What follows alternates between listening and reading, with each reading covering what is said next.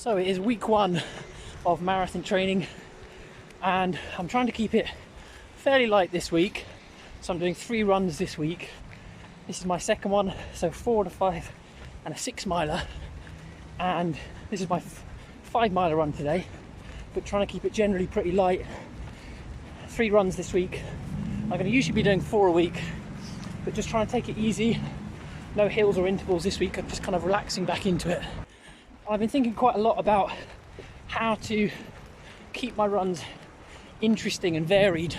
One of the problems I had with my training before was that I didn't necessarily have a specific goal behind my different runs. There wasn't too much differentiation, you know, interval session, hill session, easy run, marathon pace. So I'm very much trying to vary it up more this time. So no meaningless miles, no pavement without purpose, just trying to make sure I'm doing things for a reason. And that's going to be especially important when I get to the later stages of my training, because it's 12 weeks in total. I don't want the miles to become too much of a chore or anything like that. So I'm going to have a few things to try and keep the miles interesting.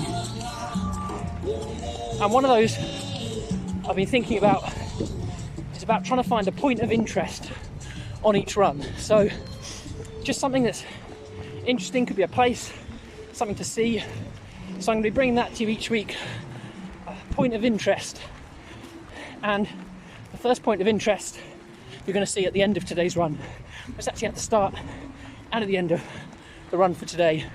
But I'll be trying to find things along routes, and I'm thinking that particularly towards the later stages of my training, that's going to be really good to kind of motivate me, because early on in my training I probably would have exhausted all the points of interest that would be near to me on, you know, the runs that I regularly do.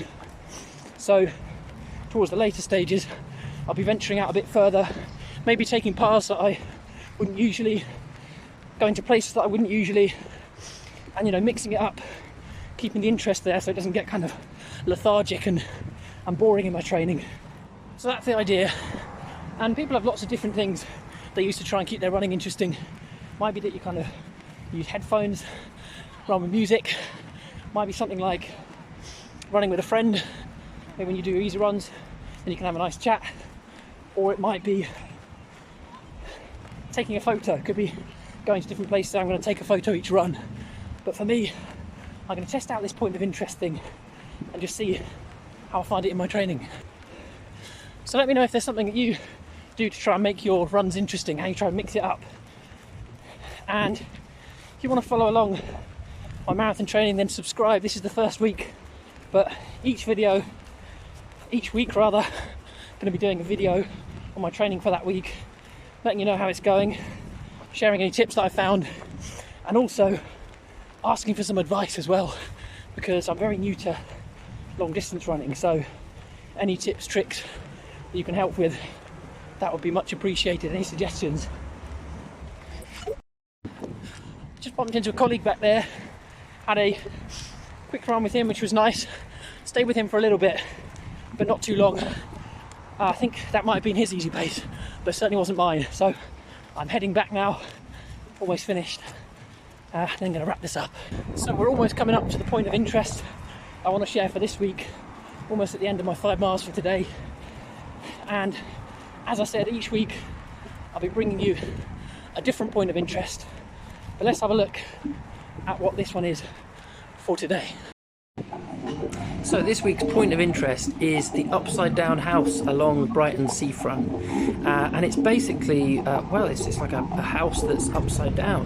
Yeah, I can see what they did there actually. Yeah, upside down house. So yeah, they called it upside down house because it's a house that's upside down, and people like to visit it and take photos that look kind of strange, so they can, you know, pretend that they are kind of flying on the ceiling of the various rooms of the upside down house. And it's in a nice little spot, so just by the sea, and people often congregate around it as well in this little kind of plaza, I suppose. Some people playing music down there, sometimes get people skateboarding, and sometimes juggling as well, so it's a nice little spot. So this is my point of interest for week 1 of marathon training.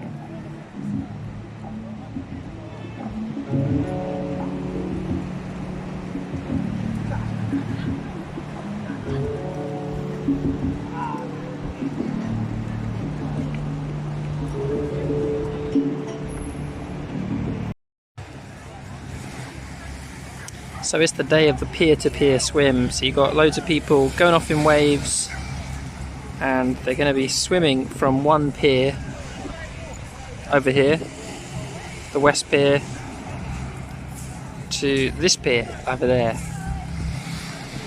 So there they are.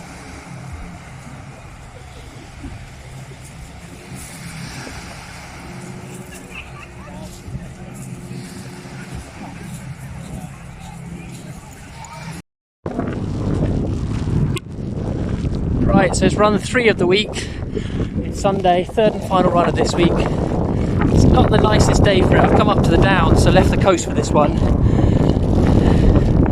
And it's a bit rainy today, but nice to be up on the Downs for my 3rd run of the week. The other 2 runs were along the coast, so nice to mix it up.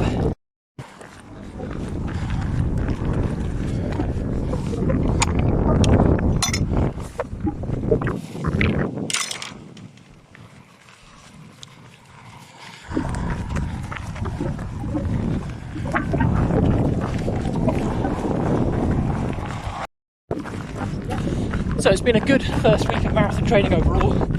3 easy runs. I think the hardest thing has probably been the pollen. Hay fever has been crazy this week.